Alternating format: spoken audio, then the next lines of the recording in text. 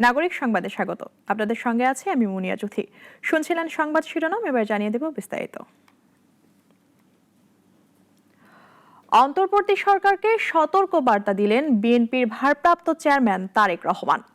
Fascist শক্তি যেন সুযোগ নিতে না পারে সে ব্যাপারে সতর্কে সাবধান করেন তিনি। জুলাই আগস্ট গণ অভ্যুত্থানের শোক ও বিজয়ের বর্ষপূর্তি উপলক্ষে সাভারের আশুলিয়া থানা সংলগ্ন লাশ পোড়ানোর স্থানে বিএনপি ঢাকা জেলার আয়োজনে জনসভা। ফ্যাসিস্ট সরকারের দোসরদের হাতে আন্দোলনে যারা শহীদ হয়েছেন তাদের উপর অত্যাচার ও নির্যাতনের মর্মাহত কাহিনী তুলে ধরেন শহীদ পরিবারের স্বজনরা। পুলিশ আমাকে নির্মমভাবে টেনে হিঁচড়ে অধিক নিয়ে চলে গেছে। আমার স্বামী সব পুরো সাই করে দিয়েছে। আমার সন্তান আগুনে জ্বলজ্বল করে জ্বলছে, আমি কি দেখব? সমাবেশে বিএনপি মহাসচিব সেদিনের ফ্যাসিস্টদের বর্বরতা তুলে ধরে হাসিনার বিচার দাবি করে বলেন, ভারতে বসে তিনি বিশৃঙ্খলা সৃষ্টি করার চেষ্টা করছেন। গোটা জাতি হাসিনার বিচার চায়। কিন্তু বন্ধুরা, আজকে আপনারা সবাই জানেন যে হাসিনা পালিয়ে গেছে ভারতে। ভারত তাকে আশ্রয় দিয়েছে। আপনারা দেখেছেন যে সেখান থেকে সে বিভিন্ন অডিও ভার্সনে, কথায়, ভিডিওতে এখানে আবার বাংলাদেশে নৈরাজ্য সৃষ্টি করার জন্য বিভিন্ন রকম সেই প্রভোকেশন, উত্তেজনা ছড়ানোর চেষ্টা করছে। আর লন্ডন থেকে ভার্চুয়ালি প্রধান অতিথি হিসেবে যোগ দিয়ে বিএনপি ভারপ্রাপ্ত চেয়ারম্যান তারেক রহমান বলেন, স্রেফ একটা চাকরির জন্য শ্রমজীবীরা আন্দোলনে জীবন দেয়নি, গণতন্ত্র প্রতিষ্ঠার জন্য জীবন দিয়েছে। কাজেই দেশে একমাত্র নির্বাচনের মাধ্যমেই প্রতিনিধি নির্বাচন করতে হবে। কেউ জনপ্রতিনিধি নির্বাচিত হতে হলে তাকে অবশ্যই জনগণের সঙ্গে সম্পর্ক রাখতে হবে। বিএনপি জনগণের ক্ষমতায়নের এই রাজনীতি প্রতিষ্ঠার মাধ্যমেই শহীদদের কাঙ্ক্ষিত বাংলাদেশ গড়ে তুলতে চায়। অন্তর্বর্তী সরকারের কর্মকাণ্ড নিয়ে প্রশ্ন তুলে বিএনপি ভারপ্রাপ্ত চেয়ারম্যান বলেন, ফ্যাসিস্টরা ওত পেতে আছে, সেদিকে সতর্ক থাকতে হবে। একটি অন্তর্বর্তীকালীন সরকারের একটি অংশ নানা অপকৌশলের আশ্রয় নিচ্ছেন।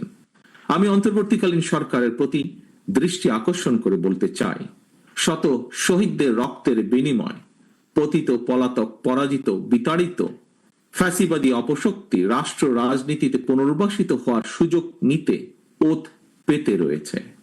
সরকারের যে কোনো ভুল সিদ্ধান্তে দেশে গণতন্ত্র উত্তরণের যাত্রা পথকে সংকটে ফেলে দিতে পারে। গণতন্ত্রে ফিরতে শ্রমজীবী মানুষের অবদানের কথা স্মরণ করে বিএনপির হাইকমান্ড জানান, তারা ক্ষমতায় গেলে শহীদদের পরিবারের জন্য স্থাপনা বানাবেন। রাশেদুল কাদির, নাগরিক, ঢাকা। দেশের মানুষ পিআর পদ্ধতি চায় না বলে মন্তব্য করেছেন বিএনপি নেতারা। আর সরকারের কি কি অর্জন সময় এসেছে তা জনগণকে জানানোর বলে জানান বক্তারা। রাশেদুল কাদিরের রিপোর্ট। রাজধানীর একটি হোটেলে ডেমোক্রেসি ডায়েসের আয়োজনে সেমিনার। এতে অংশ নেন বিএনপি সহ বিভিন্ন রাজনৈতিক দলের নেতারা। ছিলেন অর্থনীতিবিদ, সাংবাদিক এবং ব্যবসায়ী সহ নানা শ্রেণী পেশার মানুষ। সংস্কারের প্রসঙ্গ টেনে বক্তারা বলেন, সংস্কারের ধারাবাহিকতা না থাকলে সংস্কার করে কোনো লাভ হবে না। অর্থনীতিবিদ দেবপ্রিয় ভট্টাচার্যের মতে, সরকার চলে যাবার সময় হয়ে গেছে, কাজেই জনগণকে তাদের কাজ সম্পর্কে অবহিত করা দরকার। এই সরকারকেও সেটা করার সময় এসে গেছে, এক্সিট পলিসি চিন্তা করার সময় এসেছে, এবং একই রকম ভাবে এটাকে যেটা করে ডিউটি কমপ্লিশনের রিপোর্ট দেওয়ার সময় হয়ে গেছে। অর্থাৎ ওনারা এন্ড অফ টাস্ক রিপোর্ট লাগবে। অর্থাৎ ওনার এই মুহূর্তে উনি আর যেটুকু সময় আছে এর ভিতর দিয়ে কি অর্জন করে বের হয়ে যেতে চান সেটা ওনাদের এখন বলার সময় এসেছে, কোনো একটা জাতির উদ্দেশ্যে ভাষণের ভিতর দিয়ে। নির্বাচনের তারিখ ঘোষণার বিষয় নিয়ে সরকার প্রধানের সাথে রাজনৈতিক দলগুলোর আলোচনা হয়েছে দাবি করে রাজনৈতিক দলগুলোর নেতারা তা বাস্তবায়নের তাগিদ দেন। যে তারিখটা প্রধান উপদেষ্টা আমাদেরকে দিয়েছিলেন, পরিষ্কার সামনে বসে, কোন লুকাচুরি নাই, কোন মিথ্যাচার নাই, পরিষ্কার দিয়েছিলেন। তারপর থেকে তার লোকজন যেটা নিয়ে একটা ধান্দাবাজি শুরু করেছে। সেই 5 তারিখের ভেতরে যদি পরিষ্কার নির্বাচনের ডেট প্রধান উপদেষ্টা না দেয়, যেটা অলরেডি উনি প্রমিস করেছেন, আমাদেরকে প্রমিস করার আগে মাননীয় ভারপ্রাপ্ত চেয়ারম্যান বিএনপি তার কাছে প্রমিস করেছেন, এটা অগস্টের 5 তারিখের ভিতরে যদি পরিষ্কার তারিখটা না দেন, তাহলে আসলেই কিন্তু আমাদের আর আলোচনার জন্য কোনো জায়গা বাকি থাকে না। বিএনপি নেতারা পিআর পদ্ধতিতে নির্বাচন প্রসঙ্গে বলেন, বাংলাদেশের পরিস্থিতি এ পদ্ধতির অনুকূলে না, কাজেই এ নিয়ে বিস্তর আলোচনা করতে হবে। আমি বলবো যে পিআর সিস্টেম একটা নৈর্ব্যক্তিক একটি ভোটিং প্রক্রিয়া। এইটা বাংলাদেশের মানুষের যে গতি প্রকৃতি, চরিত্র এবং যে সাইকোলজি, তার সঙ্গে কিন্তু কখনো খাপ খাবে না। এবং সেই কারণে মানুষ একজন নৈর্ব্যক্তিক দলকে, রাজনৈতিক দলকে ভোট দেবে, এটা সত্য, দলকে দেবে, কিন্তু পাশাপাশি তারা কিন্তু জানতে চায় যে আমার নির্বাচনী এলাকায় কাকে আমি দায়ী করি। অন্তর্বর্তী সরকারের এখতিয়ার অনুযায়ী যতটুকু কাজ করার প্রয়োজন ততটুকুর মধ্যেই থাকা বাঞ্ছনীয় বলেও জানান বক্তারা। রাশেদুল কাদির, নাগরিক, ঢাকা। জুলাই গণঅভ্যুত্থানের প্রথম শহীদ আবু সাইদ হত্যার ঘটনায় মানবতা বিরোধী অপরাধের মামলায় অভিযোগ গঠনের আদেশের জন্য আগামী 6 আগস্ট দিন ধার্য করেছেন আন্তর্জাতিক অপরাধ ট্রাইব্যুনাল। আজ ট্রাইব্যুনাল 2 এর চেয়ারম্যান বিচারপতি নজরুল ইসলাম চৌধুরীর নেতৃত্বাধীন 3 সদস্যের বিচারিক প্যানেল এ আদেশ দেন। ট্রাইব্যুনালে আজ পলাতক আসামিদের পক্ষে শুনানি করেন সরকারি খরচে নিয়োগ পাওয়া 4 আইনজীবী।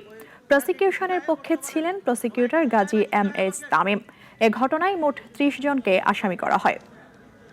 36 আন্দোলনের প্রথম শহীদ রংপুর বেগম রোকেয়া, এইখানে ওনারা মূলত ডিসচার্জ চেয়েছেন কিছু ঘটনার বর্ণনা দিয়ে, কার দায়িত্ব ছিল কার দায়িত্ব ছিল না, কেউ ঘটনাস্থলে না থেকে তার অধস্তনদের নির্দেশ দিতে পারেন।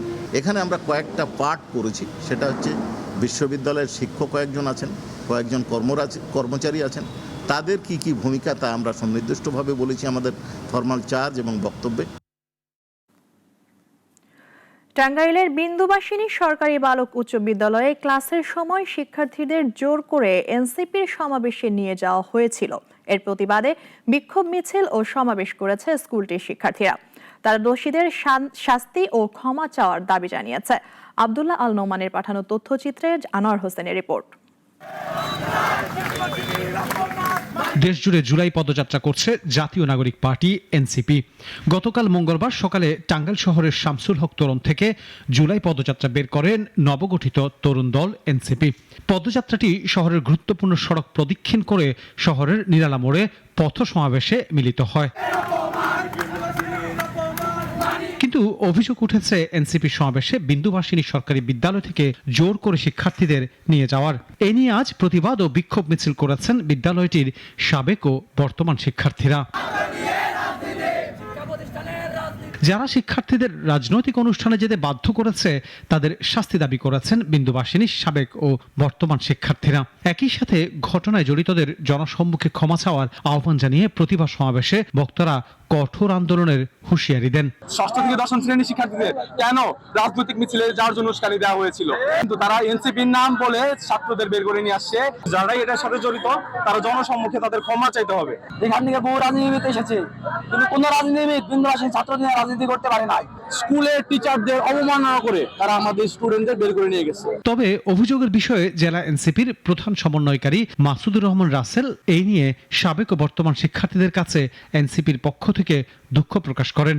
ভবিষ্যতে এনসিপির কোনো প্রোগ্রামে তাদের আনা হবে না বলেও জানান। তারা ছাত্র প্রতিনিধি ছিল, তাদেরকে আমরা স্পষ্ট বলে দিছি যে কোনো শিক্ষার্থীকে যেন জোর করে আনা না হয়।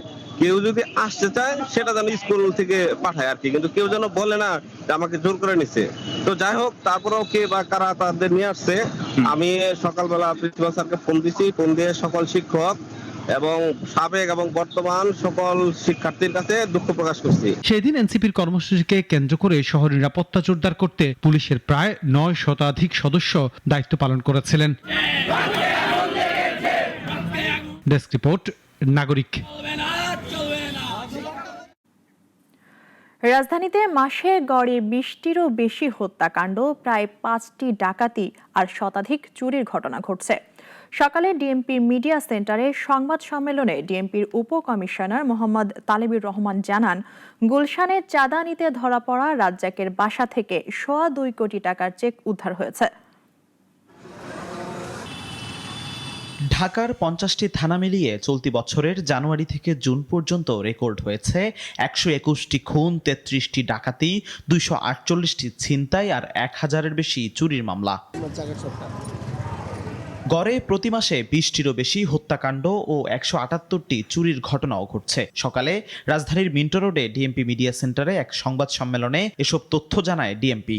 জানুয়ারি 2025 থেকে জুন 2025 পর্যন্ত এই সময়ে ঢাকা মহানগরের 50টা থানায় 33টি ডাকাতি, 248টি ছিনতাই, 121টি খুন এবং 1068টি চুরির মামলা রেকর্ড করা হয়।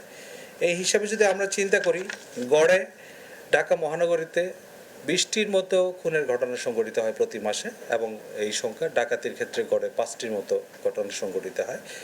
মোহাম্মদপুরের কিশোর গ্যাং কবজি কাটা গ্রুপের 2 সদস্য সহ গুলশানে চাঁদাবাজির ঘটনায় রিমান্ডে রয়েছে কয়েকজন। গুলশানের ঘটনায় চক্রের প্রধান রিয়াদের বাসা থেকে উদ্ধার করা হয়েছে 2,25,00,000 টাকা। রাজধানীর গুলশানে সাবেক সংসদ সদস্যের বাসায় গিয়ে 50 লাখ টাকা চাঁদা দাবি মামলার একটা ঘটনায় 5 জন রিমান্ডে রয়েছে।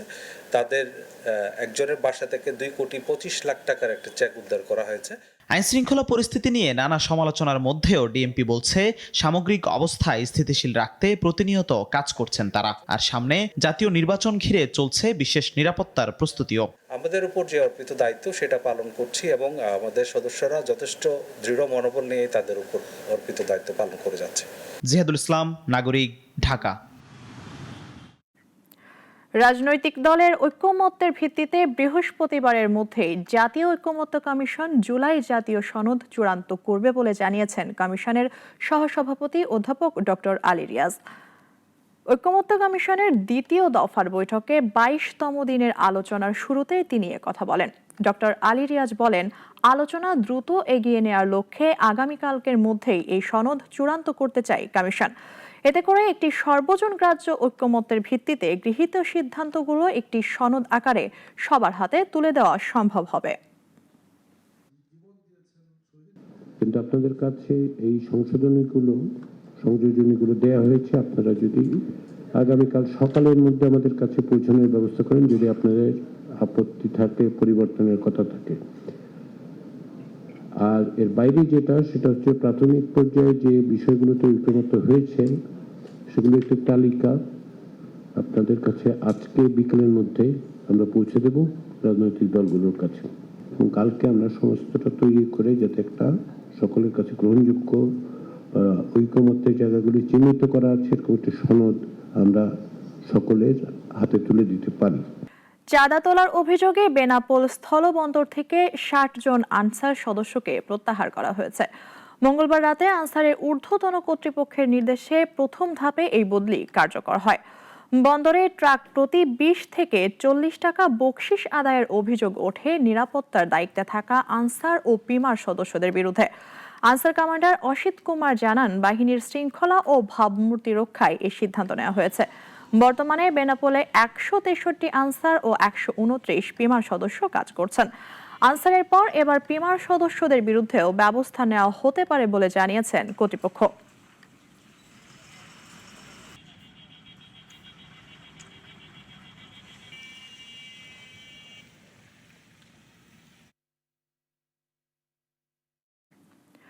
সরকারি প্রাথমিক বৃত্তি পরীক্ষায় কিন্ডারগার্টেন পরীক্ষার্থীদের বাদ দেওয়ার সিদ্ধান্তের বিরুদ্ধে জেলায় জেলায় মানববন্ধন করেছে শিক্ষক, শিক্ষার্থী ও অভিভাবকরা। শেরপুর প্রেস ক্লাবের সামনে শতাধিক স্কুলের অংশগ্রহণে মানববন্ধনে বক্তারা বৈষম্যমূলক পরিপত্র বাতিলের দাবি জানান। একই দাবিতে ঝিনাইদহের কালীগঞ্জে মানববন্ধন ও উপজেলা নির্বাহী কর্মকর্তার মাধ্যমে প্রধান উপদেষ্টার কাছে স্মারকলিপি দেওয়া হয়। নারায়ণগঞ্জের সিদ্ধিরগঞ্জে 1.5 শতাধিক শিক্ষা প্রতিষ্ঠানের শিক্ষক, শিক্ষার্থী ও অভিভাবকরা কেন্দ্রীয় শহীদ মিনারে মানববন্ধন করেন। আমরা মনে করি গতকাল পর্যন্ত শিক্ষা উপদেষ্টা এ বিষয়ে কোনো প্রজ্ঞাপন জারি করেননি, বিধায় আজকে আমাদের এই কর্মসূচি পালন করতে হচ্ছে। 60,000+ স্কুলে যদি আমি 100 করে ছেলে মেয়ে ধরি, তাহলে লক্ষ লক্ষ ছেলে মেয়ের উপবৃত্তি দিতে হয় না সরকারকে। তার মানে সরকারের কোষাগারে এই টাকাটা থেকে যায়। 4,000 শিক্ষার্থী সরকারি প্রাথমিক বৃত্তি পরীক্ষায় অংশগ্রহণের সুযোগ থেকে বঞ্চিত হচ্ছে। আমরা মনে করি এই বঞ্চনা শিক্ষার্থীদের মানসিক বিকাশের নেতিবাচক এবং তাদের মধ্যে এক ধরনের বৈষম্যের অনুভূতি তৈরি করবে। রাশিয়ার পূর্ব উপকূলের কামচাটকা উপদ্বীপে অনুভূত হয়েছে 8.7 মাত্রার শক্তিশালী ভূমিকম্প। এতে করে সুনামি সতর্কতা জারি করা হয়েছে অঞ্চলটিতে। এই ভূমিকম্পের পর যুক্তরাষ্ট্র, রাশিয়া, জাপান সহ 10টি দেশে সুনামি সতর্কতা জারি করা হয়েছে। বিস্তারিত ডেস্ক রিপোর্টে। বুধবার স্থানীয় সময় সকাল 8:25 ভয়াবহ এক ভূমিকম্প আঘাত হানে রাশিয়ায়। রিক্টার স্কেলে এর মাত্রা ছিল 8.8। মার্কিন ভূতাত্ত্বিক জরিপ সংস্থা বলছে গত 14 বছরে বিশ্বে আঘাত হানা সবচেয়ে শক্তিশালী ভূমিকম্প ছিল এটি। এরপরই সাখালিন অঞ্চলের বন্দর শহর সেভেরোকুরিলস্কের ওপর আছড়ে পড়ে সুনামির একাধিক ঢেউ। প্রথম দুটি ঢেউয়ে বড় কোনো ক্ষতি না হলেও তৃতীয় ঢেউয়ের তীব্রতায় বন্দরের অবকাঠামো মারাত্মকভাবে ক্ষতিগ্রস্ত হয়। নোঙর করা বেশ কয়েকটি জাহাজ সাগরের দিকে ভেসে যায়। রুশ জরুরি বিষয়ক মন্ত্রণালয় জানিয়েছে সেভেরোকুরিলস্কের আলাইদ মাছ প্রক্রিয়াজাতকরণ কারখানা প্লাবিত হয়েছে, তবে কর্মীদের দ্রুত সরিয়ে নেওয়া হয়েছে। সুনামির আঘাত হানার আগেই উপকূলীয় সেভেরোকুরিলস্ক শহর থেকে প্রায় 2500 বাসিন্দাকে উঁচু স্থানে সরিয়ে নেওয়া হয়। তাৎক্ষণিকভাবে বড় কোনো প্রাণহানি বা বড় ধরনের ক্ষয়ক্ষতির খবর না পাওয়া গেলেও রাশিয়ার সাখালিন অঞ্চলের উত্তর কুরিল দ্বীপপুঞ্জে জরুরি অবস্থা ঘোষণা করা হয়েছে। সুনামির আশঙ্কায় জাপান, তাইওয়ান সহ যুক্তরাষ্ট্রের অঙ্গরাজ্যগুলোতেও সতর্কতা জারি করা হয়েছে। এর মধ্যেই জাপানে উত্তরাঞ্চলের হোক্কাইডোর হানাসাকি বন্দরে আঘাত এনেছে সুনামির প্রথম ঢেউ। জনগণকে নদী, সমুদ্র তীর ও জলাশয়ের আশপাশ থেকে দূরে থাকার পরামর্শ দেওয়া হয়েছে। প্রাকৃতিক দুর্যোগের করাল থাবা থেকে জীবন বাঁচানোর লড়াইয়ে এসব এলাকার বাসিন্দারা দিন কাটাচ্ছেন পাহাড়ের উপরে অস্থায়ী আশ্রয়ে। শাশ্বতী সরকার, নাগরিক। এখন এ পর্যন্তই। নাগরিকের খবর ও অন্যান্য আয়োজন দেখতে চোখ রাখুন আমাদের ওয়েবসাইট, ইউটিউব ও ফেসবুকে। সবাইকে ধন্যবাদ।